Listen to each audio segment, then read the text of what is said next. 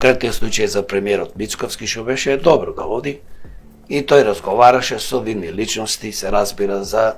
доброто, за можност за инвестиции, соработка Соединените Американски држави и Македонија. Тоа е добра работа и тоа треба да го прави премиерот, тоа треба да го прави владата, мислам членови од владата, се разбира министерствата, бидејќи со дома седење не можем ништо да постигнем. Но проблемот испадна и ова цела фама што се дигна и дека ДПМН, не велам ВМРО ДПМН, бидејќи ВМРО е акроним и треба да си припадни во музеј и не заслужува ова партија да го носи тоа име, како и ниедна партија од Македонија не заслужува да го носи името ВМРО, бидејќи за жал овие партии се недостојни да го носат името и повеќето од нив се криминални структури, но тоа е да го оставам настрана, да се концентрирам на прашањето